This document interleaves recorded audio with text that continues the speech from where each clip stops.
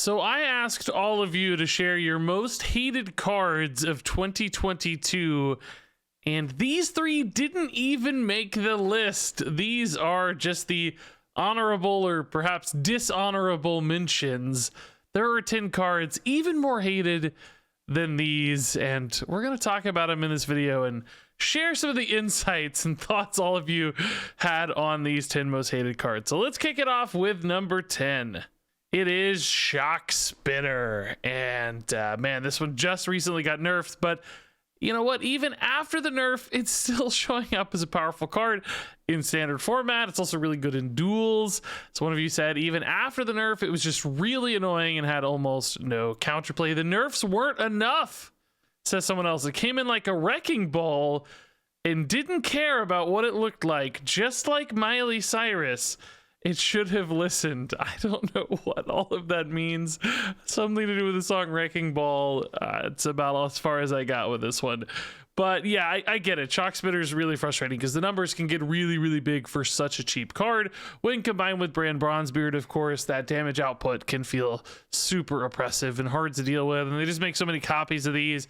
And it's just like this inevitability and all at once burst damage that feels pretty bad to lose to. So yeah. I understand exactly why this card is hated. I don't like these sorts of cards either.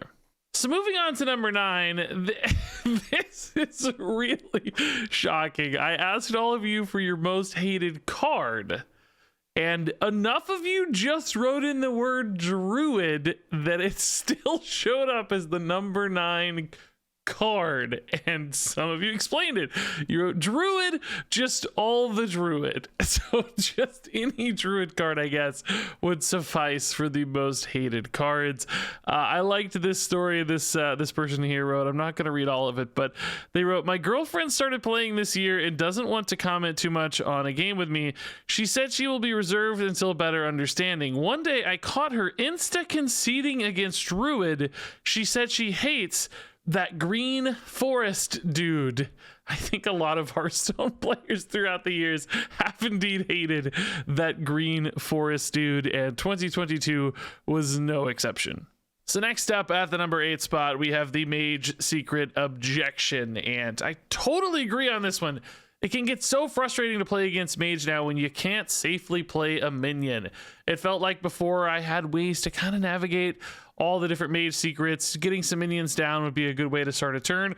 Now with Objection, it can be frustrating to play big minions in particular, and I like decks with big, crazy, high-cost cards, and if I want to play a big 8, 9, 10 mana minion into Objection, often I can't make that work, so this card feels really limiting. Somebody else brought up the fact that they teched in a secret counter card, the minion, which means secrets don't get revealed, and even that got objected. So indeed, a lot of the answers people have to secrets get denied by the secret, which can feel really frustrating. I think in particular, this card probably shows up a lot in wild format. I know it certainly shows up a lot in duels as well. So even if this isn't one we're seeing much in standard right now, outside of perhaps some discover effects and such, there are certainly still other formats where Objection can feel pretty frustrating to play against. Secrets in general kind of have that vibe. This is perhaps just the latest, but I also think one of the more awkward ones to deal with because minions are just such a fundamental part of most decks' game plans, or at least the ones I like to play. Next up, we have Defend the Dwarven District, or the Hunter Quest line, as so many of you put it, or Hunter Quest. I kind of had to merge all of those names together. I really like this very, very simple explanation. My board dies, my face dies, my will dies. And that can indeed be exactly how it feels playing against this, where they just chip down either your health or just burn through your board, just spamming hero power after hero power after hero power.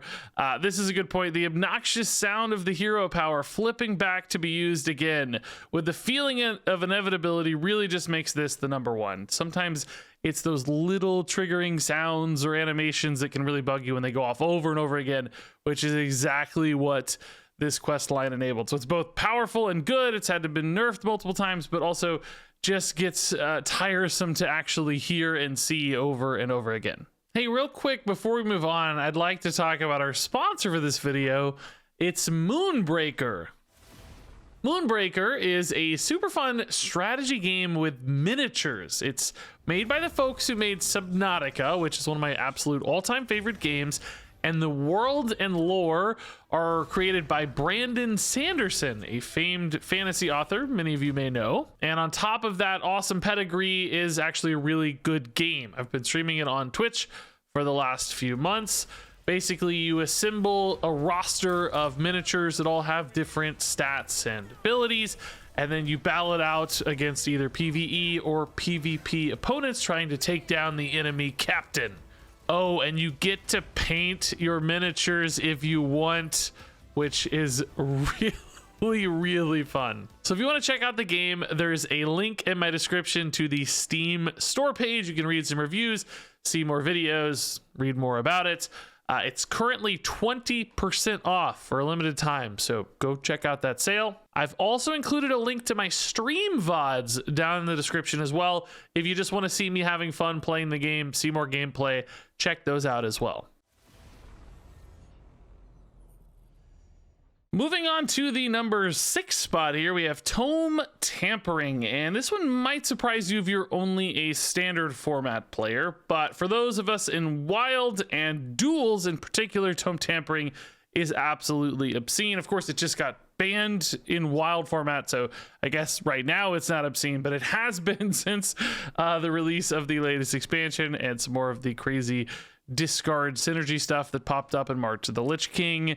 And then in Duels, it's still very good, not banned, and super annoying, and really the best deck in Duels, because with Malchezaar's Imp from Karazhan, you can shuffle all those cards into your deck and also just draw a full hand of stuff, often those one-cost cards, many of them getting back immediately in hand.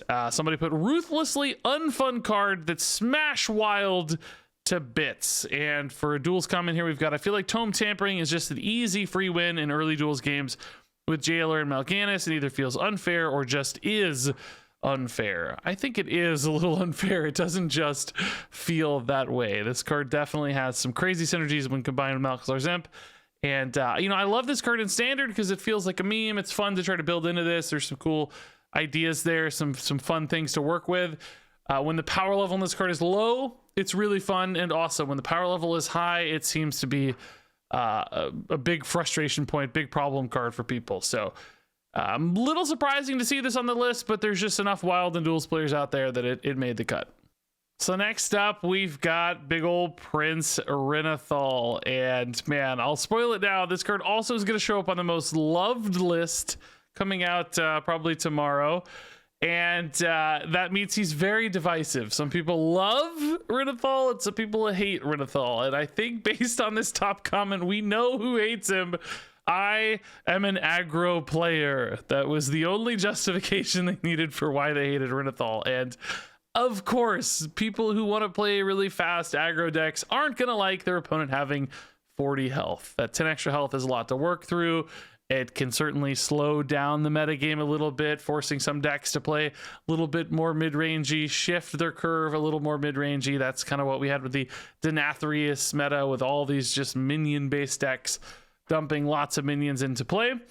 And yeah, I think the modern Hearthstone player in a lot of ways has gotten used to a faster style of play. Renathal shifted that into a slower style of play. I would say it's one that kind of harkens back, at least in feel, to an older era of Hearthstone. So depending on how long you were in the game, probably where you play Hearthstone, whether that's on your phone or PC, a lot of those little differences might change how you feel about Renathal. And if you just like going face really hard, you probably hate Renathal regardless of anything else. So I am personally in the Renathal lovers camp. Renathal and I are lovers apparently, but certainly he has some haters out there as well. So next up at the number 4 spot here, we have Brann Bronzebeard. Boy, he's been a big topic of conversation lately. A lot of people wanting Brann to rotate early, certainly wanting him to leave the core set, which Blizzard has teased will probably happen at the next rotation. And I think this first comment brought up a really good point about Bronzebeard. I saw this discussion on Twitter as well recently. Half the nerfs and pretty much all of the legendary nerfs this year were because they decided to add Bran to this year's core set. And that's true, I think. A lot of the cards that have gotten nerfed were because of the crazy things that they could do with Bran. If you think about Kael'thas, Anubricon, Theotar and Denathrius probably were aided quite a bit by Bran very often. So all of those cards and probably others, well, Shockspitter, gosh, we just saw Shockspitter on this list. So many cards were really strong with Bran, and all of those got nerfed instead of Bran Bronzebeard, which, you know, I get it. He's a super old card. He's an iconic card. I understand maybe not wanting to change him up because you can rotate him out and then that sort of solves the problem eventually anyway. But it says a lot. It's kind of crazy just how much Bran has had an impact on all the other broken, crazy things we've seen in Hearthstone this year. So if people have ire that's directed at Bran Bronzebeard, I completely understand it because he has broken a lot of things and ended a lot of games. So yeah, I think a really fitting card to be on this list. I mean, I still kind of love the guy just because, you know, we've been friends forever, me and Bran, and I like doing meme stuff with Bran, but I absolutely don't like how much Bran has added a ridiculous amount of lethality and crazy high output to Hearthstone. Those are things I don't love so much. So moving on here to the top three, the three most hated cards of 2022. Wildheart Guff is number 3. I bet you can guess what numbers 2 and number 1 are. Stay tuned. But yeah, Wildheart Guff, another Druid card. I think a lot of the people who wrote Druid were probably thinking of Wildheart Guff, at least in large part. I love this comment. 20 mana make brain sad. Me want play cards. Why they play more and bigger cards. And yes, it's really that imbalance that makes Guff so tough to play against. I've got 7 mana and my opponent has 20. What? That's not fair. And you know, Guff did get nerfed. I think he's felt a little better in the post-nerf era, but sometimes that imbalance still pops up and still feels really bad to play into, particularly when Druid has so many great ways to get to 20 mana and then fulfill some high-powered plays post 20 mana. There's just so many cards that line up well to spend that 20 mana so nicely. So yeah, you know, Bran had one of the best played win rates on turn 5. Mulligan win rate was super high for a hero card. All of those pointed to a pretty absurd power level, and I think it's probably a good thing that Guff is going to be rotating next expansion release. I think he had his time and he's done a lot of crazy stuff. So let's move on from Guff. So number 2, did you guess it right? It's Theotar the Mad Duke. And boy, oh boy, a card like this that steals your stuff and feels like it steals agency from the player. These are always one of the most hated cards. I've got my awesome win condition. My game plan's coming together perfectly, and it's gone. Theotar took my awesome card. That can feel so deflating, and I get why people hate it. Also, this is crazy. I didn't even realize Theotar was 4 mana. I think I forgot he came out at 4 mana. He's been nerfed twice already. He still feels pretty reasonable at 6 mana sometimes. Somebody here wrote, why? He was 4 mana. I understand that reaction completely. Battlecry, your opponent becomes the new Mad Duke. Driving people mad with Theotar. Absolutely true. Wow, this is a fun deck. I can't wait to use my payoff cards. And then Theotar, hold my beer. Yeah, these are all the reactions we've had so many times playing against Theotar. It's one of those cards that, yeah, it's fun to play when you get to steal your opponent's stuff, but I think the positive feelings you get from playing Theotar don't really outweigh the negative feelings when your opponent rips something awesome out from under you. So I don't know that that's a net positive, you know, entertainment joy factor in Hearthstone at the end of the day. I think probably has added a lot more anger and ire and frustration than it has joy. And man, I hope he sees less and less play at this 6 mana cost. I really don't think we want Theotar to be a huge focus in Hearthstone moving forward. And then finally, the number 1 most hated card of the year 2022 in Hearthstone. It is absolutely no surprise. I knew this was going to be number one. You knew this was going to be number one. It is Sire Denathrius. And I tell you what, people hate cards that they die to. And Denathrius killed more people than any other card this year, I'd have to wager. Even though he wasn't out the whole year, man, so many games ended on the back of Denathrius. And, you know, he also just kind of warped the entire meta around him. Everybody just playing these decks full of minions. Sometimes didn't even feel like powerful minions. Just get enough minions in play, and then Denathrius is an instant I win button.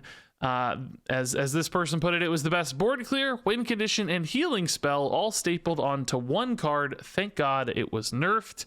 Look, it's played a little, but yeah, the nerf has certainly pulled back on Sire Denathrius. I like this comment to capture some of the friction with Denathrius. I get punished for not clearing your board, and then I get punished for clearing your board. It is one of those cards that rewards the player playing it for just playing the game the way they're supposed to. And that can feel bad against the opponent because it punishes them for playing the game the way they're supposed to. So, you know, it doesn't take a lot of focus or effort or support to make Denathrius good, which can make the opponent feel kind of helpless. Like, what was I supposed to do? There was no way for me to actually really do anything or interact with this Denathrius other than perhaps get my own down first or kill them beforehand, which can feel hopeless. So, yeah, frustrating card. Again, kind of steals agency from people a little bit. And then there's one final comment here. I don't know if I can read this. If you told me that Big Daddy D would finish me off with a big suck, Denathrius, you know, he sucks souls out of minions. That's definitely what that's referring to. 10 times a day, and then told me it would be the most miserable time of my life. I wouldn't believe you. This video is now demonetized. I'm gonna need all of you to donate some rune stones to my my account ASAP. But there you go, folks. That's it. The 10 most hated cards of 2022. I think some good examples on this list. I don't hate all of these cards all that much, but kind of do. I understand exactly why all of these are on the list in one way or another. So if you had some thoughts on these cards you wanted to share, if you had other hated cards you were surprised didn't make the list, I want to see all that discussion in the comments below. Thanks much as always for watching. Good luck in 2023. Hopefully you won't hate as many cards next year, but until then, thanks again for watching, and until next time, game on.